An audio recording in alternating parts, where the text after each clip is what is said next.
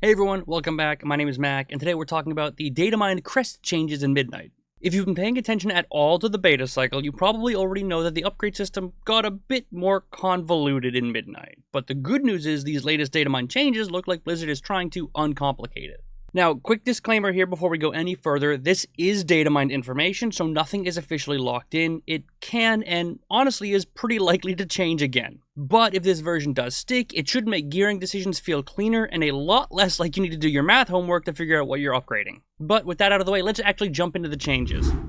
Earlier in the Midnight beta cycle, upgrades weren't just a flat rate, they were a scaling ladder starting at 10 crests and scaling all the way up to 50 crests at the 6 out of 6 upgrade track. With this new datamined info, the entire ladder isn't so much a ladder as it is instead a linear slope, with every upgrade now just being a flat 20 crests. So instead of 10, 20, 30, 40, 50, it's now instead 20, 20, 20, 20, 20. Same price every time, which makes upgrading your gear much easier to think about. What this means is that it takes 33% fewer crests to fully upgrade an item from track 1 to track 6. You're going from 150 total crests in the old scaling model down to 100 crests with the new flat linear model. So it's not just simpler, it's actually cheaper to finish an item, which is a pretty big win in my opinion. But that's not the only change because crafted items also got adjusted a little bit to compensate for this. Crafted pieces are now showing up to 80 crests instead of 60. In a vacuum, that just sounds like crafting got more expensive, but when you pair that with the bigger system changes of crests being locked to a specific track, it starts to feel like Blizzard is trying to change what crafted gear is in this gearing ecosystem. But with crafting being 80 and crest spending being more cleaner and track specific, it feels like crafted gear is starting to move more into a bad luck protection role. Admittedly, I'm not sure how this is going to play out. I'm still going to assume that you're going to craft as soon as you possibly can, but who knows, it might change. But let's zoom out and get the bigger picture here and ignore the crafting stuff for a second, because the biggest practical difference we're going to interact with is what this does to your weekly upgrades.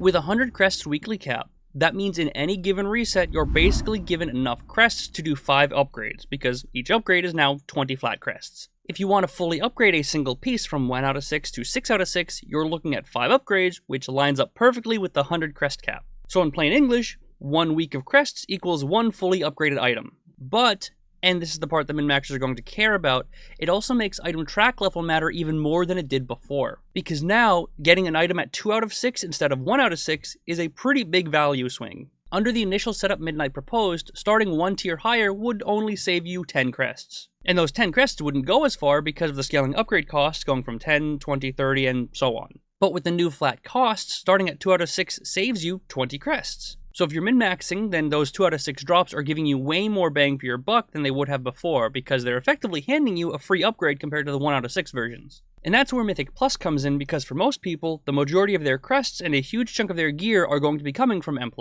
To be upfront, I have seen conflicting information floating around about what exactly key levels drop what crests or gear in Midnight. So I'm going to structure this based on what makes the most sense to me and how Blizzard has structured M+ rewards in the past. Champion Dawn crests drop from +2 to +3s, Hero Dawn crests drop from +4 to +8s, and Mythic Dawn crests drop from +9s and up. And then on the gear side, it's the same idea. You're getting Champion track gear from +2 to +5s, and then Hero track gear from +6 and up. But with all that being said, the big question then becomes, what key level is actually optimal each week? And that answer really depends on what you care about. If you care about item level overall, then the goal is pretty simple. You want to get into +10 keys as fast as you possibly can because they are the quickest and most efficient way to build power early. If +10s are dropping 3 out of 6 hero track items at the end of the dungeon, that's already huge because it's multiple upgrade tracks saved. And under the new system, every upgrade track is a flat 20 crests, so starting at 3 out of 6 basically is the game handing you a massive 40 crest discount for every piece that drops.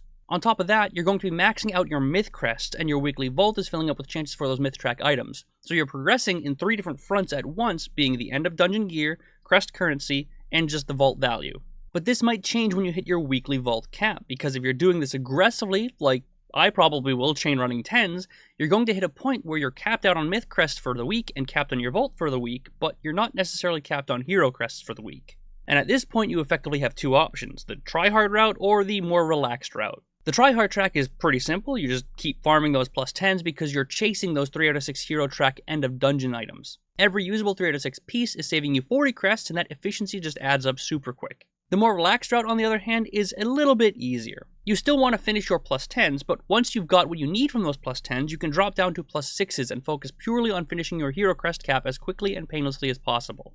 Now, there's obviously going to be people that are just going to be blasting plus 10s for that first week right off the bat, but honestly, I don't necessarily see the point. Sure, you would be getting a bunch of 3 out of 6, or at least have the chance to get a bunch of 3 out of 6 items, but you're still bottlenecked by the fact that you only have enough crests to fully finish upgrading basically 2 3 out of 6 items. So even if you know life plus 10s and replace half of your slots with 3 out of 6 hero pieces, you're going to still be sitting on a pile of good gear that you just don't have the crest to upgrade yet. So in practice, slowing down a bit and dropping to plus 6s might actually just be the smarter play for a lot of people. You'll get the crest capped in a way that is quick and consistent, you'll upgrade your best piece of gear for the week, and then you'll come back next reset with more baseline gear, more power, and a much easier time stepping back into those 10s for farming. So really, I imagine I'll likely be doing my 8 10s and then dropping it down to 6s for some easy gear and crest farms. So with all that said, ultimately I think this is a fantastic change. The biggest problem with the initially proposed upgrade pricing is that it didn't just make things expensive, it made progression feel like an ever-slowing curve. The cost ramping up over time wouldn't have just made your upgrade slow down, it would have made the whole system feel like it's punishing you for going deeper into it. The Datamine update, however, is doing the opposite of that and making your growth linear. It's much easier to manage this system and makes the game feel much more respectful of your time, which I'd really appreciate compared to what Blizzard initially presented to us in the first place. So yeah, big picture, I think it's good. But again, remember that this is all Datamine info. Blizzard could just as quickly change it again tomorrow just to keep us humble. If you enjoyed this video, make sure to like and subscribe if you haven't already, and let me know in the comments below what you think of these changes. But that's all I have for today, so thank you very much for watching, I hope you enjoyed, and as always, I'll see you in the next one.